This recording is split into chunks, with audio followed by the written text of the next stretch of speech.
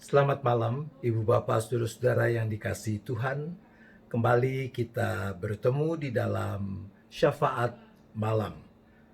Malam ini kita akan bersyafaat sambil merenungkan firman Tuhan, dan tema untuk malam hari ini, hampir selamat namun celaka juga.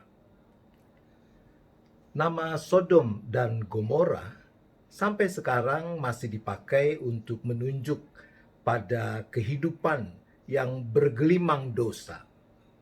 Kejadian pasal 18 ayat 16 sampai dengan pasal 19 ayat 29 mencatat beberapa peristiwa dramatis terkait dengan Sodom dan Gomora. Peristiwa pertama adalah negosiasi yang dilakukan oleh Abraham kepada Tuhan terkait dengan nasib orang-orang Sodom dan Gomora. Luar biasa kepedulian dan belas kasihan Abraham yang memohon belas kasihan Tuhan. Sampai-sampai ia berani tawar-menawar dengan Tuhan. Abraham mula-mula menawar agar Sodom dan Gomora bisa diselamatkan. Mulai dengan angka 50 orang. Kalau ada 50 orang benar di Sodom dan Gomora, ia minta supaya Tuhan mengampuni, Tuhan menganugerahkan keselamatan. Dan Tuhan oke dengan apa yang diusulkan oleh Abraham. Tapi dengan cepat Abraham menawar lagi. Turun dari 50 menjadi 40. Dan Tuhan tetap oke. Turun lagi jadi 30 orang. Tuhan masih oke. Dan berhenti? Belum. Abraham masih menawar. Sekarang turun sampai 20 orang. Tuhan masih oke juga. Dan Abraham ternyata masih memberanikan diri untuk menawar lagi. Terakhir ia menyebut angka 10 orang. Dan yang paling luar biasa, bahwa ternyata Tuhan masih bersedia menerima penawaran Abraham. Kejadian 18 ayat 32 mencatat peristiwa yang luar biasa itu. Di sana dicatat, dipersaksikan demikian. Katanya, kata Abraham, "Janganlah kiranya Tuhan murka kalau aku berkata lagi sekali ini saja. Sekiranya 10 didapati di sana. Firman-Nya, aku tidak akan memusnahkannya karena yang 10 itu." Namun ternyata 10 orang pun tidak ada. Maka Tuhan terpaksa melaksanakan tindakan penghukumannya atas Sodom dan Gomora. Tapi keponakan Abraham, yaitu Lot, beserta istri dan kedua anak mereka mendapat belas kasihan Tuhan. Malaikat Tuhan diutus untuk menyelamatkan mereka. Kejadian 19 ayat 16 dan 17 mencatat seperti ini. Ketika ia berlambat-lambat, maka tangannya, tangan istri dan tangan kedua anaknya dipegang oleh kedua orang itu, sebab Tuhan hendak mengasihani dia. Lalu kedua orang itu menuntunnya keluar kota dan melepaskannya di sana. Sesudah kedua orang itu menuntun mereka sampai keluar, berkatalah seorang, "Larilah, selamatkanlah nyawamu, janganlah menoleh ke belakang, dan janganlah berhenti dimanapun juga di lembah Yordan. Larilah ke pegunungan supaya engkau jangan mati lenyap. Anugerah yang luar biasa. Lot masih menawar supaya tidak perlu lari ke pegunungan, tapi ke kota kecil terdekat. Dan permohonannya dikabulkan. Lalu Tuhan menurunkan hujan belerang dan api, menunggang balikan Sodom dan Gomora. Namun sayang, Kejadian 19 ayat 26 mencatat, tetapi istri Lot yang berjalan mengikutnya menoleh ke belakang, lalu menjadi tiang garam. Dari sekian banyak penghuni Sodom dan Gomora, hanya 4 orang yang punya kesempatan selamat. Lot, istrinya, beserta dengan kedua anak mereka. Istri Lot hampir saja selamat, namun ia celaka juga. Karena saat-saat terakhir, ia celaka karena mengabaikan perintah Tuhan lewat malaikatnya bahwa Lot, istri dan kedua anaknya, mereka tidak boleh menoleh ke belakang.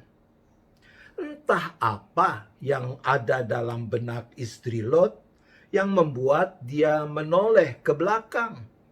Mungkin ia teringat harta benda yang tidak sempat mereka bawa. Barangkali ia teringat pada kawan-kawannya. Entahlah.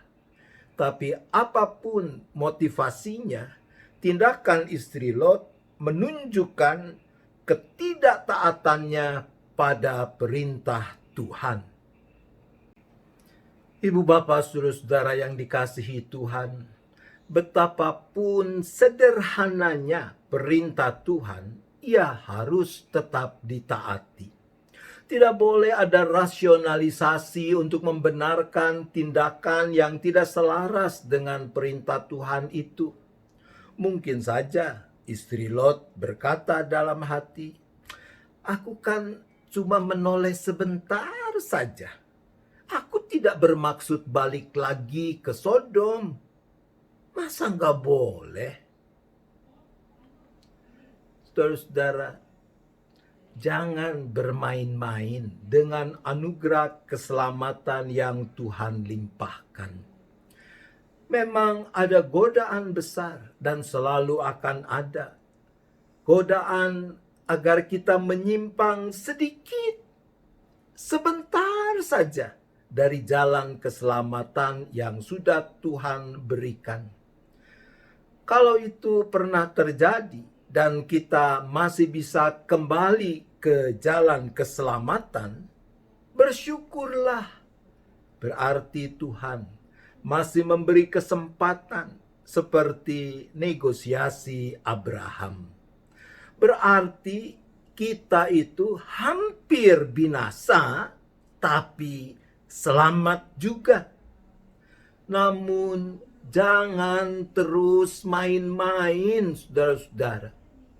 Siapa kita berani mengatakan bahwa nanti pun kita masih akan punya kesempatan? Apa kita yakin besok kita masih hidup? Di dalam Injil Lukas pasal 17 ayat 32 dan 33 dicatat seperti ini. Ingatlah akan istri Lot. Barang siapa berusaha memelihara nyawanya, ia akan kehilangan nyawanya. Dan barang siapa kehilangan nyawanya, ia akan menyelamatkannya. Hampir selamat, namun akhirnya celaka juga. Betapa tragisnya. Jangan sampai kita mengalami hal serupa itu. Nah, prinsip seperti itu juga yang mau kita terapkan, kita praktikan di dalam urusan masa transisi PSBB. Memang sih Pemda DKI sudah mengeluarkan keputusan bahwa beberapa kegiatan terkait dengan tempat ibadah sudah bisa dilakukan. Tapi GKI secara keseluruhan dan GKI Gading Indah khususnya, kita tidak mau tergesa-gesa. Kita tidak mau gegabah untuk segera memulai aktivitas-aktivitas di gereja. Jangan sampai kita yang sudah bisa melewati hampir 3 bulan masa pandemi ini dalam keadaan selamat, dan puji Tuhan kita bersyukur kepada Tuhan.